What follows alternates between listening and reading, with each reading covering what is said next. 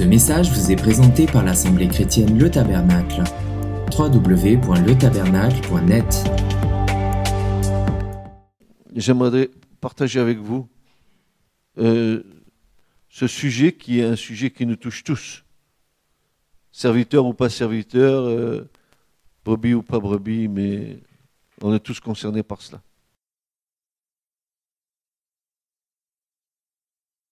Je crois qu'il y a une mauvaise compréhension entre la loi et la grâce. Alors je vais vous donner deux citations. Une citation d'un verset biblique dans la version de la Bible Martin et l'autre dans la version Darby. Et cette question-là m'a été posée en me disant, mais qu'est-ce que cela veut dire 1 Jean 3, 8 à 10. 1 Jean 3, versets 8 à 10, où il est dit « Celui qui vit dans le péché est du diable. Car le diable pêche dès le commencement. Or, le Fils de Dieu est apparu pour détruire les œuvres du diable. » Maintenant, moi, je rectifie ce verset. Le verset 8, et j'y ajoute celui qui vit, entre parenthèses, volontairement dans le péché est du diable. Car le diable pêche dès le commencement. Or, le Fils de Dieu est apparu pour détruire les œuvres du diable. Quiconque est né de Dieu ne vit point dans le péché, car la semence de Dieu demeure en lui. Et il ne peut pécher, entre parenthèses, c'est moi qui le dis, il ne peut pécher volontairement, parce qu'il est né de Dieu. Et c'est à cela que sont connus les enfants de Dieu et les enfants du diable. Donc la différence entre un enfant de Dieu et un enfant du diable, c'est que un pêche volontairement et l'autre, nous allons voir, peut pécher involontairement. C'est ce à quoi ce matin nous allons être confrontés. Je regarde maintenant la version Darby, dans 1 Jean 3, versets 8 à 10. Darby dit ceci, lui.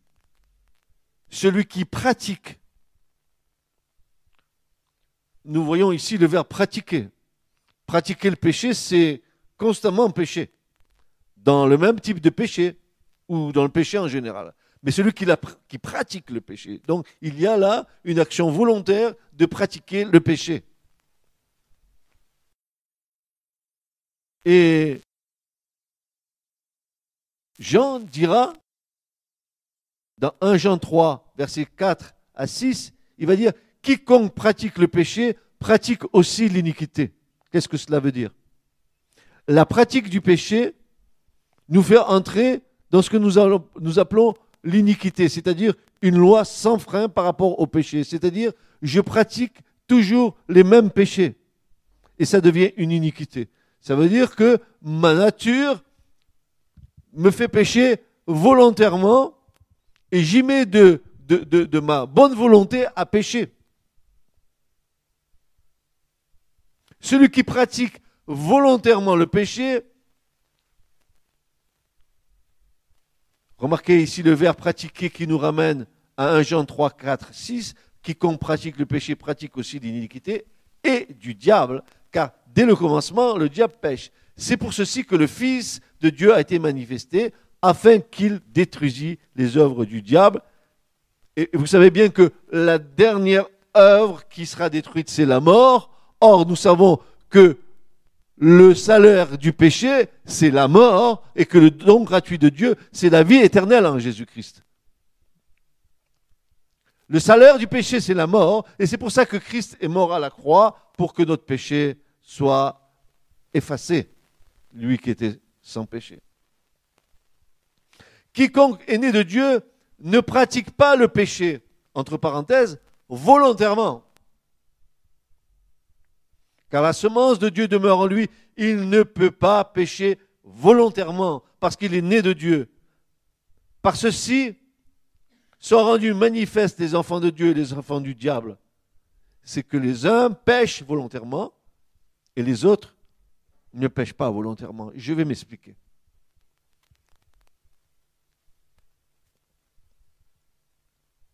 Quand nous avons reçu le Saint-Esprit, si du moins nous avons reçu l'Esprit, si du moins nous sommes nés de l'Esprit, quand nous avons reçu l'Esprit de Dieu en nous et que l'Esprit de Dieu demeure en nous, alors nous avons une attitude à l'égard du péché.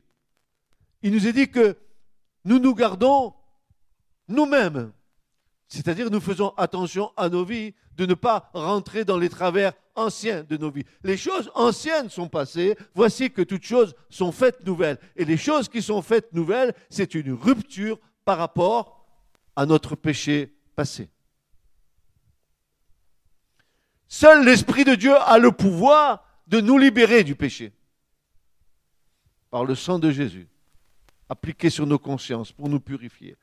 Et c'est en cela que nous avons une grâce particulière. C'est que lorsque nous venons au Seigneur, l'Esprit de Dieu va purifier nos consciences de toutes les œuvres mortes. C'est-à-dire que tout le passif de nos péchés sont réglés une fois pour toutes en appliquant sur nos vies et par le moyen de la foi le sang de Jésus pour nous laver. Une fois pour toutes, nous sommes lavés de nos péchés anciens dès que nous venons à Christ. Vous ne dites pas Amen? Parce que ça, c'est une vérité. Oh, c'est un petit Amen. Parce que si vous, franchement, ça, c'est une vérité biblique, une vérité éternelle. Nous sommes lavés par et dans le sang de Jésus. Seul le sang de Jésus a le pouvoir de me laver. Il est pur et sans tache.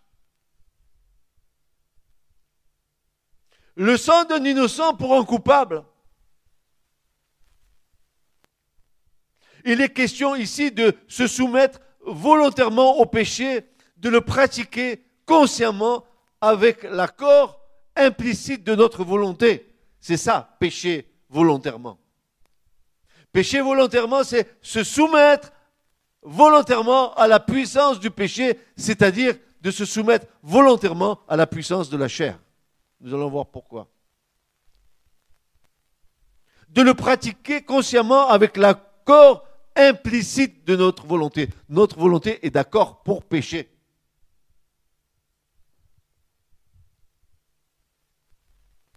Cela est péché volontairement. Mon être entier aspire à pécher, donc je pêche consciemment. Vous vous rappelez ce que disait l'Épître aux Hébreux dans le chapitre 10 et verset 26? Il nous dit « Car si nous péchons volontairement après avoir reçu la connaissance de la vérité. » Voilà, on y arrive. Après avoir reçu la connaissance de la vérité, si nous péchons volontairement. Ça veut dire, ayant acquis la connaissance de la vérité, ayant compris que Jésus à la croix a payé pour nos vies et que son sang nous a lavés de tous nos péchés, si nous péchons maintenant volontairement, alors, dit l'Écriture, il n'y a plus de possibilité, n'est-ce pas, de rentrer à nouveau dans une repentance. Nous retournons à ce que nous avons vomi. Et ça turlupine beaucoup de chrétiens. Vous allez voir pourquoi.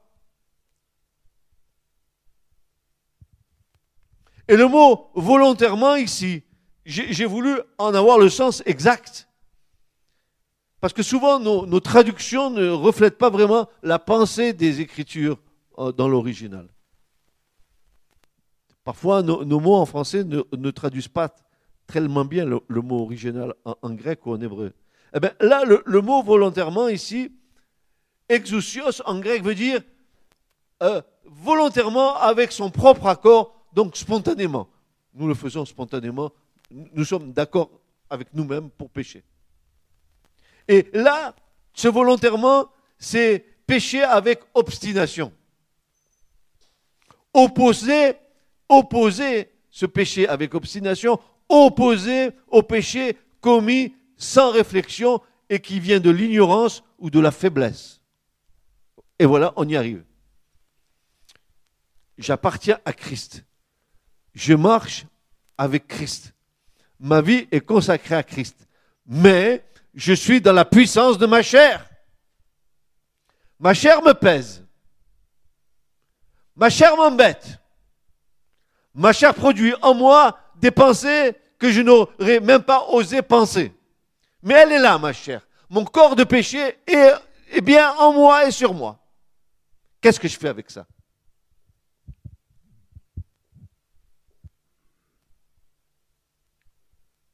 Est-ce que je vais m'auto-accuser? Qu'est-ce que l'Écriture me dit à ce sujet-là pour que ce matin je sorte de ce culte en ayant une conscience tranquille? Parce que tu peux, toi, être au Seigneur. Tu peux marcher avec le Seigneur et tu peux le soir t'endormir dans ton lit et puis d'avoir un rêve sur la sexualité. Même, tu peux tromper ta femme en rêve. Oui ou non? Tu peux avoir des pensées dans tes rêves qui te font penser que tu es en train de pécher. Et ça, c'est la puissance de la chair. C'est ce corps de péché qui n'est pas encore mort.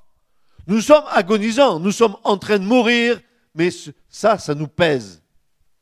Et comment régler ce problème?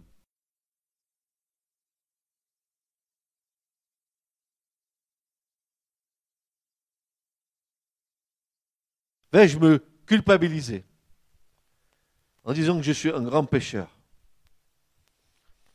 Quelle est ma position par rapport à ce que Jésus a déjà fait et que moi, je continue de faire, mais dans ma faiblesse, dans la puissance de ma chair qui n'est pas encore totalement morte? Comment me situer? Suis-je encore un grand pécheur? Suis-je encore sur la condamnation? Quel est le secours que je peux avoir auprès de Dieu pour me sortir de cette situation-là? Et regardez bien que nous sommes tous logés à la même enseigne. Que ce soit le serviteur de Dieu ou le simple croyant, c'est pareil. L'Écriture nous dit, dans l'Épître aux Hébreux, à son chapitre 5 et versets 1 à 3, il nous dit ceci. Hébreux 5, versets 1 à 3, or, tout souverain sacrificateur, et nous parlons de quelqu'un qui est éminent dans le culte rendu à Dieu. Le souverain sacrificateur, c'est quelqu'un qui est au sommet de la hiérarchie, qui va rentrer en présence de Dieu en allant dans le lieu très saint. C'est quelqu'un qui s'approche de Dieu. Mais comment devait-il s'approcher de Dieu? Était-ce parce qu'il était souverain sacrificateur qu'il était sans péché? Regardez ce que dit l'Écriture. Or, tout souverain sacrificateur, se prenant d'entre les hommes, et établi pour les hommes dans les choses qui concernent le service de Dieu, afin qu'il offre des dons et des sacrifices pour les péchés, étant propre à avoir suffisamment pitié des ignorants et des errants, parce qu'il est aussi lui-même environné d'infirmité, tellement qu'à cause de cette infirmité, il doit offrir pour les péchés, non seulement pour le peuple, mais aussi pour lui-même. Alors vous avez compris? Il est obligé d'offrir des sacrifices pour ses propres péchés. Et pourtant, il va se tenir dans la présence de Dieu. Et toi, tu as été lavé dans le sang de Jésus. Ton ardoise a été effacée de ta vie ancienne. Seulement, dans ta vie nouvelle, ton corps, il continue, excuse-moi, à t'enquiquiner. La puissance de la chair, elle est encore en train de t'embêter. Et c'est pour ça que l'Écriture nous dit que le souverain sacrificateur, il était lui-même environné d'infirmité. Ce n'était pas qu'il était infirme. L'infirmité à cause du péché, n'est-ce pas? Tellement qu'à cause de cette infirmité, il doit offrir pour les péchés, non seulement pour le peuple, mais aussi pour lui-même. Et il y a, frères et sœurs, quelque chose que Dieu a fait pour nous. Et ce matin, je voudrais rectifier le tir sur certaines doctrines. Ah, le Saint-Esprit, c'est quelque chose de beau que Dieu nous a envoyé. Le Saint-Esprit nous a conduits à Jésus pour le salut. Le Saint-Esprit est venu nous convaincre de péché, de justice et de jugement. Le Saint-Esprit est venu pour nous rappeler toutes les paroles que Jésus a dites. Le Saint-Esprit ne parle pas de lui-même. Mais pourquoi l'Esprit Saint nous a été envoyé? Pour qu'on parle en langue? Pour qu'on manifeste les dons? Pour qu'on soit très spirituel? Pourquoi l'Esprit de Dieu nous a été envoyé? Et beaucoup de chrétiens ne savent pas pourquoi l'Esprit de Dieu nous a été envoyé. Pour une raison. Une seule raison. Et je vous la nomme. C'est que l'Esprit de Dieu nous a été envoyé. Paul nous dit ça. Marchez, Galates 5, marchez, verset 16. Marchez selon l'Esprit et vous n'accomplirez point les désirs de la chair. Ah, voilà la clé. Là, voilà la clé. Marchez selon l'Esprit. Mais pour marcher selon l'Esprit ce matin, permettez-moi de vous rappeler, il faut d'abord que vous viviez selon l'Esprit, que vous marchiez selon l'Esprit et que vous soyez conduits par l'Esprit Saint. Mais oui. Et l'Écriture est claire et Paul va nous dire, marchez selon l'Esprit et vous n'accomplissez pas les désirs de la chair. Car la chair a des désirs contraires à l'Esprit. Et l'Esprit en a de contraires à la chair. Et ces deux choses sont opposées l'une à l'autre. Ah, et voilà notre combat. Voilà le combat, il est là. La chair contre l'Esprit et l'Esprit contre la chair. Tant que tu n'es pas rempli de l'Esprit Saint, la chair va te dominer. Et l'Esprit nous a été donné justement pour que l'Esprit Saint s'oppose au désir de la quoi? De la chair.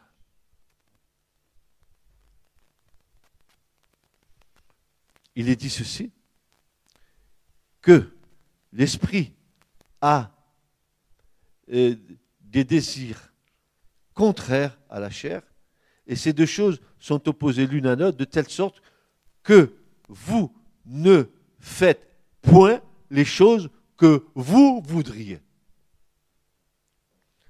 Vous avez vu la clé. Plus tu es rempli de l'Esprit, plus tu ne feras pas les choses que tu voudrais faire. Plus tu es rempli de l'Esprit, et plus l'Esprit va t'amener à dominer ta chair. C'est quand tu n'es pas rempli de l'Esprit que la chair va te dominer. Et le terrain de la chair est le terrain par excellence sur lequel l'ennemi, il aime bien agir. Il agit dans le domaine de nos pensées. Il agit dans le domaine de nos raisonnements. C'est pour ça que Paul dira que nos armes, elles ne sont pas charnelles, mais elles sont divinement puissantes par Dieu. Pourquoi faire?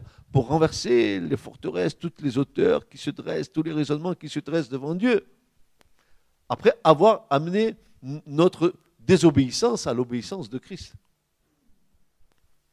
Donc, la bonne raison pour laquelle l'Esprit de Dieu nous a été envoyé, ce n'est pas seulement pour nous faire naître de nouveau.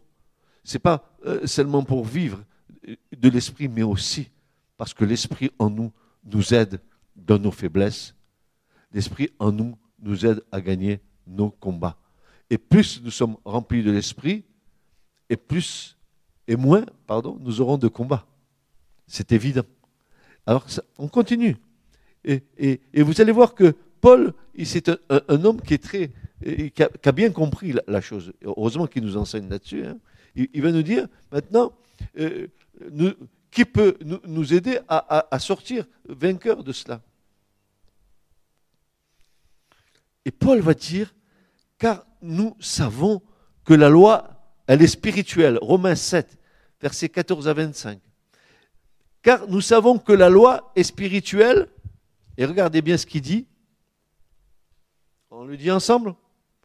Mais je suis quoi?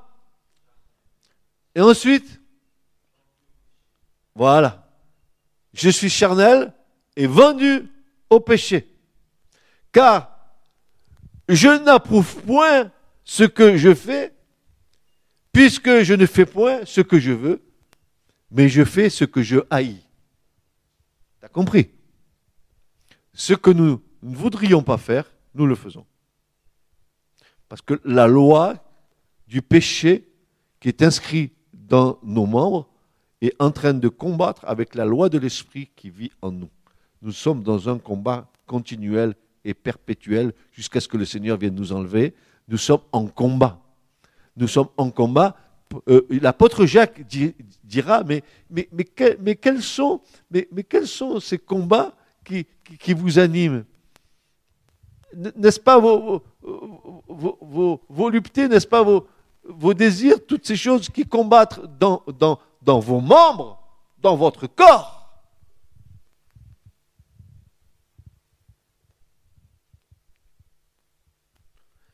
Moi, je suis charnel, vendu au péché, car je n'approuve pas ce que je fais.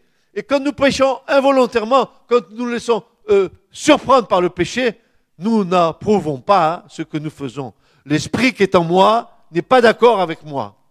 Et moi non plus, je ne suis pas d'accord avec ce que je fais. C'est le contraire que quand je penche volontairement, ma volonté y adhère. Là, je n'adhère pas, mais je l'ai fait.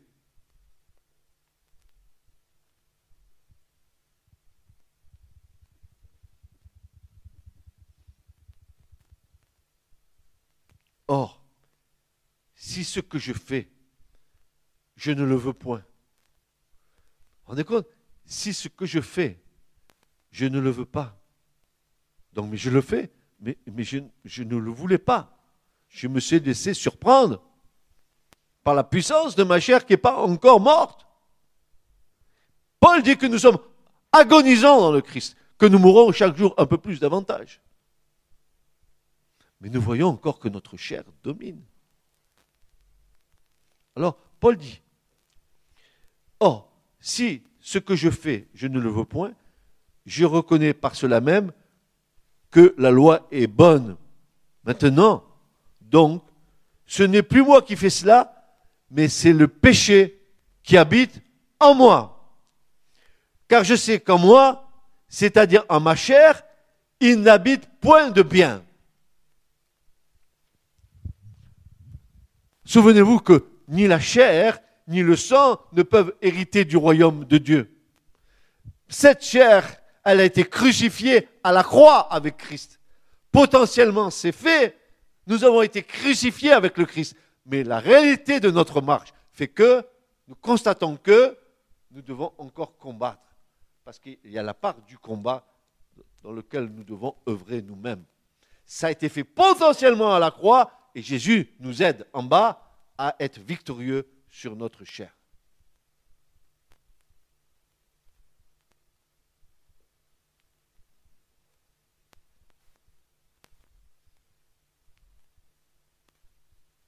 Car je sais qu'en moi, c'est-à-dire en ma chair, il n'habite point de bien, vu que le vouloir est bien attaché à moi. Oui, je veux bien ne pas pécher, mais je ne trouve pas le moyen d'accomplir le bien. Car je ne fais pas le bien que je veux, mais je fais le mal que je ne veux point. Ça veut dire quoi cette histoire? Je ne fais pas le bien que je veux, mais je fais le mal que je ne veux point. Or, si je fais ce que je ne veux point, ce n'est plus moi qui le fais, mais c'est le péché qui habite en moi. Moi, je ne le veux pas, mais le corps de péché qui est en moi, il veut. Et c'est mon combat. Et dites-moi, est-ce que vous n'êtes pas confronté à cela? Oui ou non? Eh bien voilà, parlez s'il vous plaît, dites oui, dites non, mais dites-moi quelque chose. Vous avez compris qu'on n'a pas le désir de le faire, mais que la loi du péché qui habite en moi me pousse, ma chair me pousse. Je ne fais pas le bien que je veux faire et je fais le mal que je ne veux pas faire, dit Paul. Eh bien, ça c'est moi.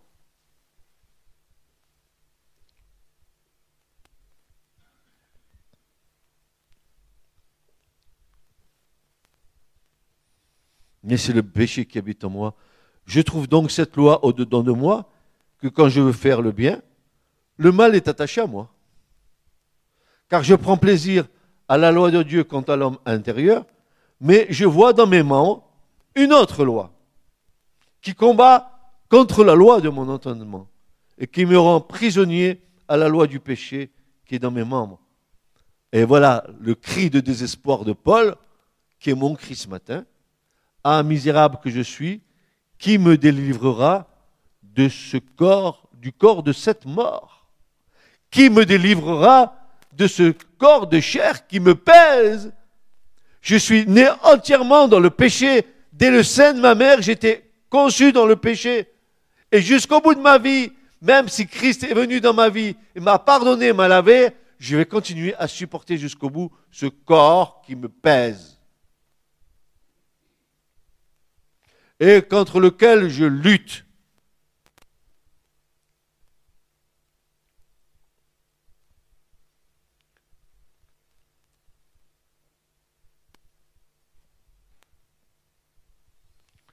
Je sers donc moi-même de l'entendement à la loi de Dieu, mais de la chair à la loi du péché. Il n'y a donc maintenant aucune condamnation. Il n'y a aucune condamnation, dit Paul. Pourquoi? Pour ceux qui sont en Christ Jésus. Il n'y a plus aucune condamnation pour ceux qui sont en Christ Jésus, lesquels ne marchent point selon la chair, mais selon l'esprit, parce que la loi de l'esprit de vie qui est en Jésus-Christ m'a affranchi de la loi du péché de la mort. Oui, Jésus m'a affranchi de la loi du péché de la mort, mais voilà, je suis encore dans un corps de péché, et ça m'embête. Ça me gêne, ça me culpabilise.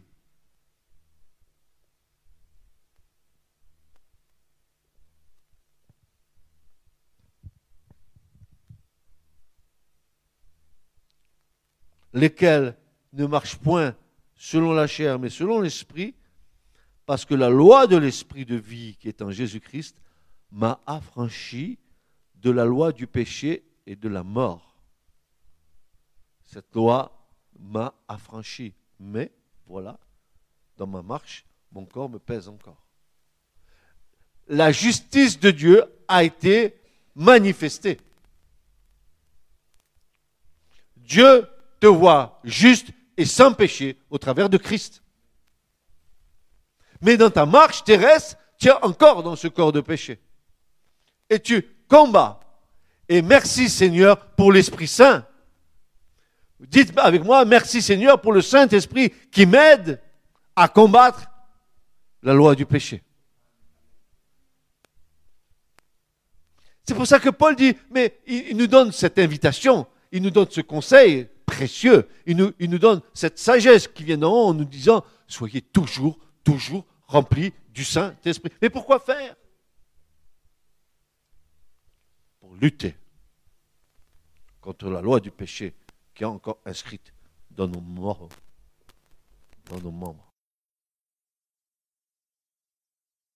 Nous regardons un autre texte dans Romains 6, versets 11 à 23. Paul encore va nous donner un enseignement précieux.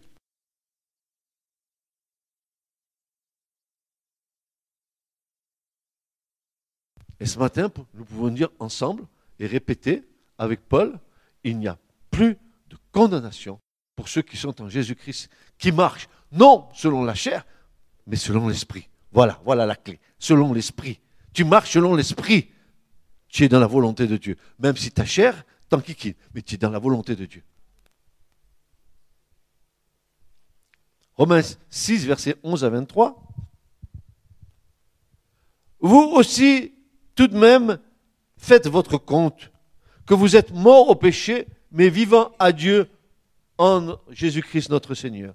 Et voilà ce que Paul va dire, que le péché ne règne donc point en votre corps mortel pour lui obéir en ses convoitises. Et n'appliquez point vos membres pour être des instruments d'iniquité au péché, mais appliquez-vous à Dieu comme est de mort étant fait vivant, et appliquez vos membres pour être des instruments de justice à Dieu. Car le péché n'aura point d'emprise sur vous, parce que vous n'êtes point sous la loi, mais sous la grâce. Oh, rendez compte la grâce, ce que la grâce nous a apporté. La loi me condamne. La loi me condamne. La loi me condamne. Si tu commets l'adultère, tu es lapidé. Mais si tu es sous la grâce, Jésus va te dire, moi non plus, je ne te condamne plus. Mais va, ne pêche plus, de peur que quelque chose de pire ne t'arrive. Voilà la grâce. Tu as péché d'une manière inconsciente, Jésus te pardonne. Tu n'es plus sous la lapidation, mais tu ne vas pas pécher volontairement. Tu t'es laissé surprendre par le péché. Tu n'as pas pratiqué le péché. Tu t'es fait avoir. Mais le Seigneur te dit, va, ne pêche plus. Ma grâce te suffit, va. Car nous avons toujours accès au sang de Jésus.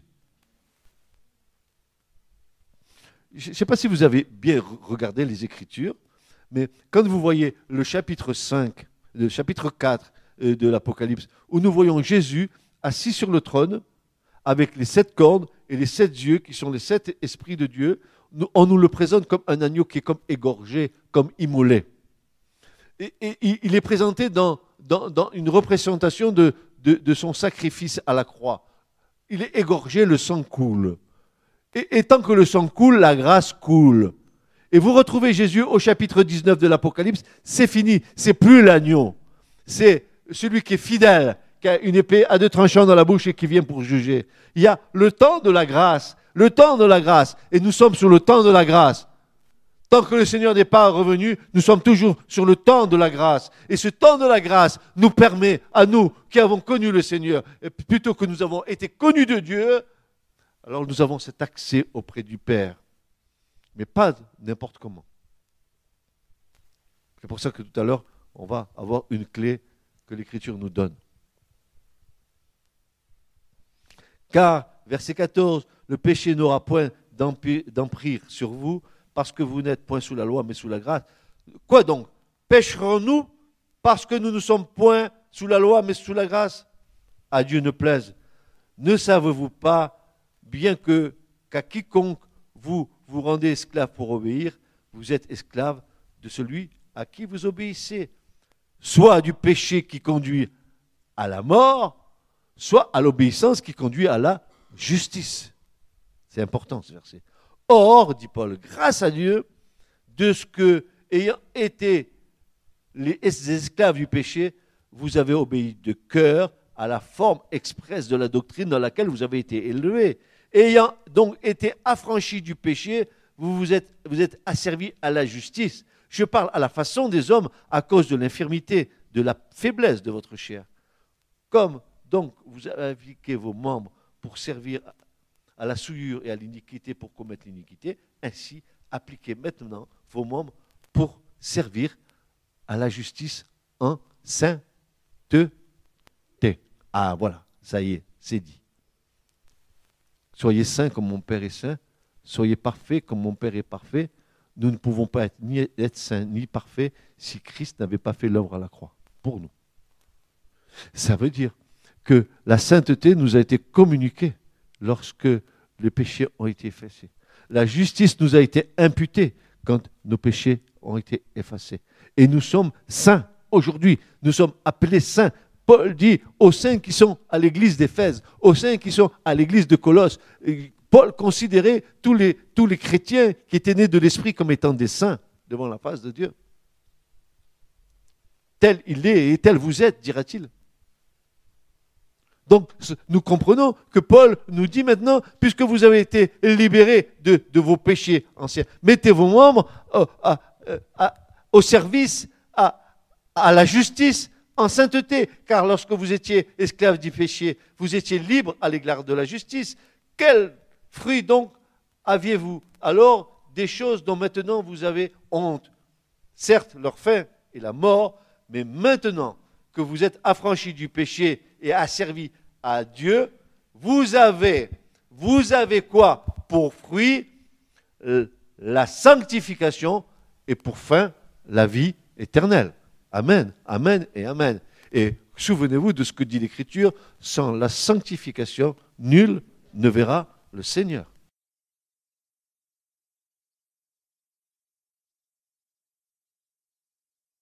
Il y a encore un problème. Ce n'est pas encore fini cette histoire, on n'a pas terminé, parce qu'il y a quelque chose qui me chiffonne encore. Et on va en parler.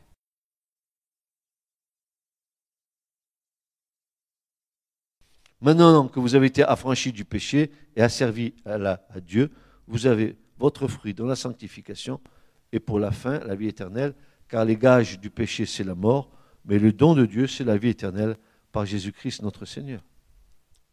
D'autre part, Paul nous dit que nous sommes agonisants dans le Christ, nous mourons un peu plus chaque jour pour recevoir un peu plus la vie d'en haut. Et voilà le paradoxe de l'Écriture, c'est plus tu meurs et plus tu vis.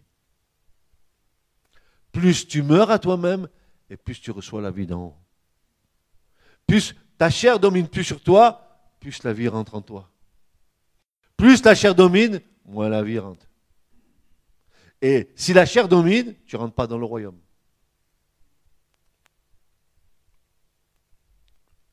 Tu ne rentres pas dans le royaume. C'est clair.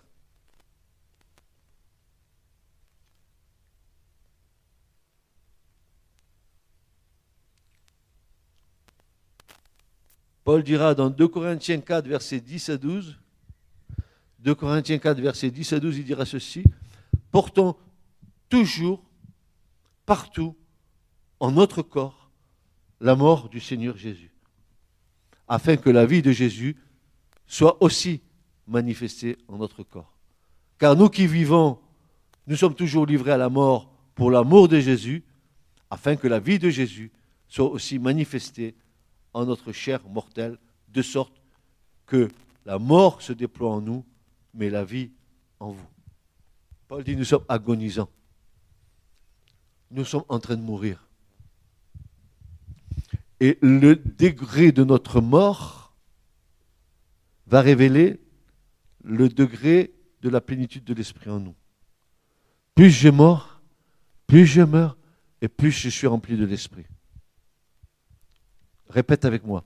Plus je meurs, et plus je suis rempli de l'esprit. Voilà. Ça, c'est ce que Dieu veut.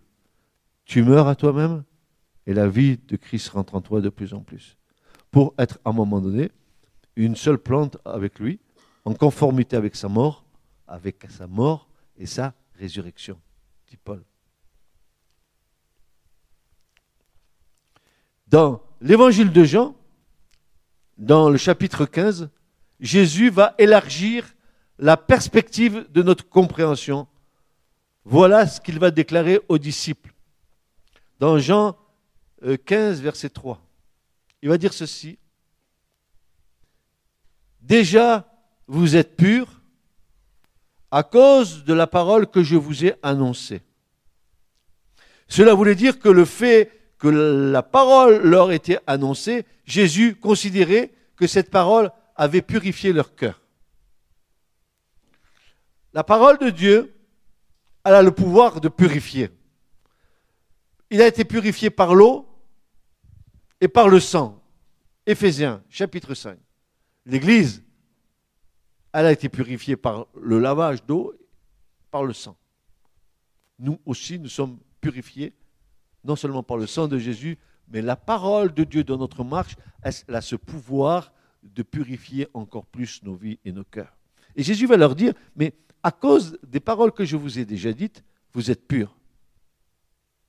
Mais ce n'était pas fini. Cela voulait dire que le fait que la parole leur était annoncée, Jésus considérait que cette parole avait purifié leur cœur. Mais voilà que va se présenter le moment de Pessah, de la Pâque. Et nous trouvons dans ce contexte une compréhension qui va désarmer notre tendance à nous accuser par rapport à ce que produit notre chair. Il est question ici de lavage des pieds, où Jésus va laver les pieds aux disciples. Pourquoi ? Puisque selon le Christ, ils étaient nets à cause des paroles qu'il leur avait transmises. Pourquoi devait-il encore leur laver les pieds ? Pourquoi ? c'est parce que nos pieds, c'est ce qui nous rattache à notre marche terrestre. C'est le contact de la terre, du domaine de la chair. La purification de nos péchés anciens, s'ils ont été confessés, a été accomplie une fois pour toutes par le sang de l'agneau et l'œuvre est parfaite. Mais, quant à notre marche terrestre, elle demande à être purifiée. C'est pourquoi, chaque matin, me présentant devant mon Père Céleste, j'invoque le sang de Jésus sur mes pensées, mes actes et mes paroles, fruits de ma chair agonisante. Et chaque matin, quand je me présente devant mon Père Céleste, avant de lui dire quoi que ce soit, je dis que le sang de Jésus purifie mes pensées, mes paroles et mes actes. Ça, c'est ma marche terrestre. À ce moment-là, tu vas être agréé de Dieu. Tu pourras dire ta prière devant Dieu. À cause de l'infirmité qui est en nous, nous devons nous mettre sous le sang de Jésus comme le souverain sacrificateur qui, malgré la haute fonction qu'il avait, le service qu'il avait, ce privilège qu'il avait d'entrer dans le lieu saint, dans le lieu très saint, malgré cela, il devait être obligé le jour du Yom Kippour à venir avec le sang du taureau pour le peuple et le sang du sacrifice pour ses propres péchés devant l'Éternel. Et chaque fois que tu t'approches devant Dieu pour lui demander quoi que ce soit, chaque fois que tu viens dans la présence de Dieu, alors invoque le sang de Jésus sur tes pensées, sur tes actes et tes paroles, fruits de ta marche terrestre. T'as compris ça?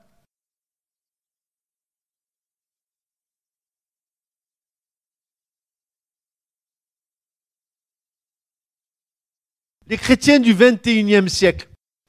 Salut Seigneur, tu peux me bénir s'il te plaît?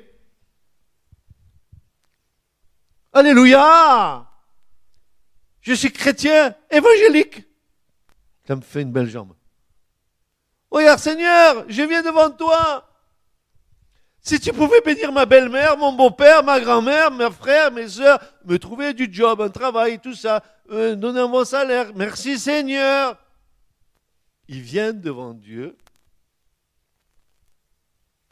Est-ce que tu peux te présenter n'importe comment devant Dieu? Dis-moi, Église. Franchement, est-ce que tu peux... Ils ont entendu la voix de Dieu et tremblaient. Ils tremblaient. Et nous, on est tellement spirituels qu'on a pris Dieu pour notre copain.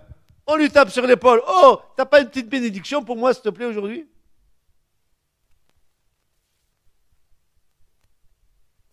Il est terrible de tomber entre les mains du Dieu vivant. La crainte de l'Éternel, n'est-ce pas? Notre Dieu est un feu dévorant. Et on vient devant Dieu avec arrogance. On vient comme si c'était, tu sais, la petite secrétaire qui est derrière le bureau à qui tu vas demander un papier, tu vois. Oh! Comment tu vas ce matin, Seigneur? Tu vas bien? Moi aussi. Tu veux me bénir? C'est bon. Tu te présentes devant Dieu comme ça? Est-ce que tu es né de nouveau? Parce que si tu as l'Esprit de Dieu en toi, si l'Esprit de Dieu vit en toi, tu ne te présentes pas devant Dieu comme ça. Hein? Ah non. Non. Non, non, non, non. Vous avez vu que les anges, quand ils se présentent devant Dieu, vous avez vu la scène d'Ésaïe 6? Qu'est-ce qui se passe? Ils se couvrent. Ils se couvrent devant Dieu. Nous venons avec fierté et arrogance. Les chrétiens du XXe siècle. Allez, alléluia. On est l'église du Seigneur. Amen. Tout nous est permis. Et je vous pose une question. Est-ce que le Dieu de la nouvelle alliance, ce n'est pas le Dieu de l'ancienne? Est-ce que c'est le même? Parce que des fois, je me demande si ce n'est pas deux dieux différents.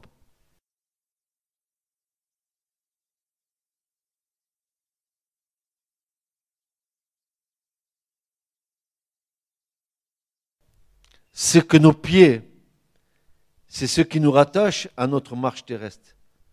C'est le contact de la terre, du domaine de la chair. Allier notre chair. On est bien accroché. à la terre, n'est-ce pas? Où me conduisent mes pas? Dans quelle direction je vais? Est-ce que je suis conduit par l'esprit? Ou est-ce que je suis conduit un peu de chair, un peu d'esprit, un peu de chair, un peu d'esprit?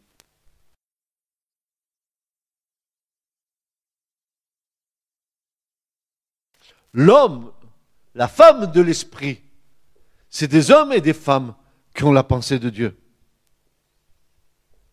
Les hommes et les femmes de l'esprit savent les projets de Dieu.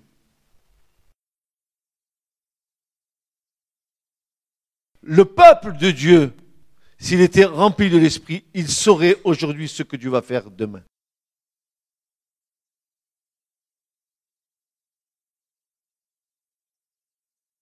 Malheureusement, on est plus rempli de la chair que de l'esprit. Pourquoi Jésus devait-il leur laver les pieds? Il leur a dit, mais les paroles que je vous ai dites, elles vous ont déjà purifié. Pourquoi j'ai besoin de te laver les pieds? Puisque tu es net, tu es pur. Katharizo en grec, katar, pur, purifié. Ayant purifié vos âmes, dit l'apôtre Pierre. La purification, katharizo. Pourquoi Jésus leur lave les pieds? Il dit, si je ne te lave pas les pieds, Pierre, tu n'as pas de part avec moi. Ça veut dire quoi? Ça veut dire que Pierre avait besoin aussi que ses pieds soient lavés. Peu de temps après, quelques temps après, là, dans la cour là-bas, il a commencé à dire non, je ne le connais pas lui. Non, je ne sais pas qui c'est, hein. Moi je n'ai jamais été avec lui. Hein. Non. C'est bien ce Pierre qui était avec Jésus de Nazareth. Ah non, c'est pas moi, non. C'est l'autre, mais c'est pas moi. Hein.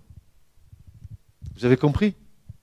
Malgré cela, malgré qu'il leur ait lavé les pieds, malgré qu'il les ait purifiés avec sa parole, on voit la misère de la chair. Mais avaient-ils reçu l'Esprit à ce moment-là? Est-ce qu'ils étaient remplis du Saint-Esprit, les apôtres, à ce moment-là? Bien sûr que non. Tout ce qu'ils avaient fait, c'était sous l'autorité du Christ. Ils n'avaient pas reçu l'Esprit. Bien, la preuve, c'est que c'est le soir de la résurrection que Jésus a soufflé en eux le Saint-Esprit. Pas avant, le soir. Ça veut dire que le soir de la résurrection, après que tous les événements soient passés, ils ont reçu l'Esprit quand Jésus a ressuscité. Il est avantageux que je m'en aille afin que mon Père vous envoie l'Esprit Saint. Et quand Jésus est remonté auprès du Père, avant de partir sur ses disciples, il a soufflé l'Esprit. Il les a remplis de son esprit. Il leur a dit, maintenant vous allez attendre 50 jours, vous allez être revêtus de puissance à la Pentecôte. Beaucoup confondent, n'est-ce pas? Combien de chrétiens, je n'ai pas entendu nombre de chrétiens qui disaient, mais ils ont reçu l'Esprit à la Pentecôte. C'est faux. Ils ont reçu le revêtement de puissance à la Pentecôte. D'accord, mais ils ont reçu l'Esprit, Jean 20, le soir de la résurrection, où Jésus souffla en eux l'Esprit. Il a dit, recevez l'Esprit Saint. Il a reçu en eux le Saint-Esprit. Donc ça voulait dire que tout ce que les apôtres ont fait, pendant que Jésus était là, ils l'ont fait sous quelle autorité? De l'Esprit? Non, ils n'avaient pas l'Esprit, mais l'autorité du Seigneur. L'époux est là, et tant que l'époux est là, les amis de l'époux se réjouissent avec lui, et Jésus les a envoyés. Je vous donne autorité, il a dit. Il n'a pas dit je vous donne mon esprit, je vous donne autorité pour marcher sur les serpents, les scorpions, et rien ne pourra vous nuire. Mais ils ont reçu l'Esprit le soir de la résurrection. Jean 20, regardez les Écritures, vous verrez. Sondez les Écritures, c'est elles qui rendent témoignage de Christ. Franchement, pour dire qu'ils ont reçu le Saint-Esprit à la Pentecôte, ça voulait dire qu'ils ont passé 50 jours. Tu ne peux pas passer 50 jours à attendre un revêtement de puissance si tu n'as pas l'Esprit de Dieu en toi. Parce qu'on le voit priant dans la chambre haute depuis des jours. Ils attendaient ce revêtement de puissance. Ça voulait dire que déjà l'Esprit de Dieu les conduisait dans les œuvres de Dieu.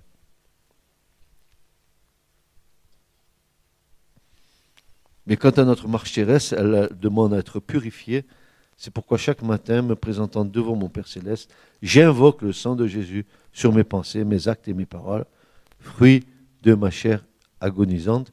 Jésus leur dit, celui qui a pris un bain n'a besoin que de se laver ses pieds. Il est pur tout entier. Et vous, vous êtes purs, mais non pas tous. Mais en moi, il n'y a plus d'accusation, ni de condamnation. La loi de l'Esprit m'a affranchi du péché. Il ne domine plus sur moi. Nous marchons de sanctification en sanctification avec l'aide et le concours du Saint-Esprit. Nous sommes en devenir, car nous attendons ardemment le moment. Et regardez ce que dit Paul dans Philippiens 3, versets 20 à 21, il va dire ceci, car nous attendons ardemment le moment. Église, tu entends? Car nous attendons ardemment le moment où le Seigneur transformera notre corps vil,